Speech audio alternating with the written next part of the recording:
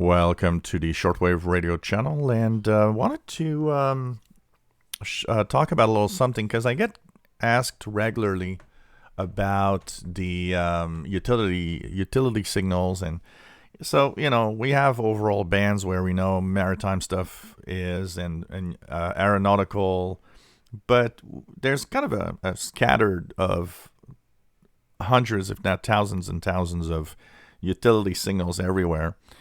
And somebody was asking me, is there kind of a list of all utilities by frequency and so on? There are some publications and things like the Klingenfuss publication, for example, which is an expensive publication, but it's very complete with utilities across the shortwave spectrum. But one thing I want to show you about this also is the use of the Eibispace.de website. I often talk about this one because for me it's my favorite. One of the things that is nice with the Eibispace is that in the list there are quite a lot of utilities that are listed.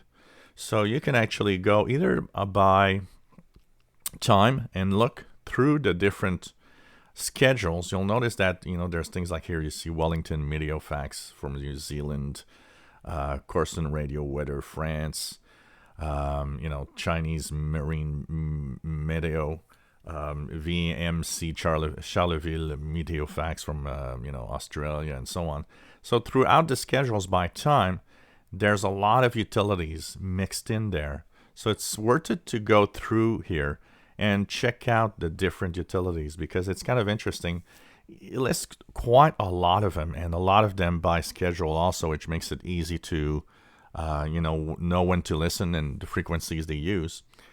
Also, one of the things that is fun is to use it by frequency, so you can actually go and check out especially the frequencies that are outside the international broadcast bands.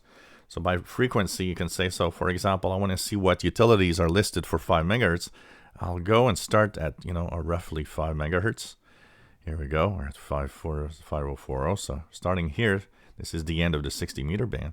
But then we start having all of these number stations, all sorts of stations, aeronautical stations, Russian, Korean, Russian channel markers. There's a lot of utilities, a lot of mysterious signals all in there that are listed frequency by frequency, often with their times of operations, if they have times of operations, or a lot of them, like you see here, are 24 hours.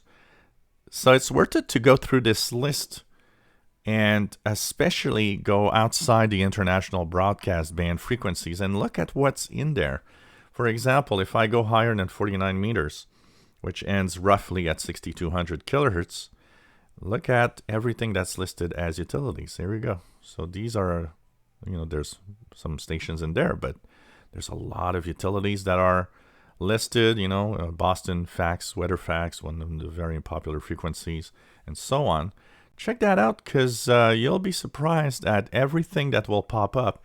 And one of the things that I would say is if you wonder if a frequency or a station is active, for example, here I see WHL St. Augustine, Florida, CW, 6351. Well, just punch in that frequency on your radio. Let it play there in the background with low volume. And you'll be surprised that maybe at some point you'll hear some traffic and stuff. So check it out because there's a lot of utility in this list. It's for sure not complete. There's a lot more than that. But there's a lot of utilities that are listed, and that's worth it to go through that list just for that.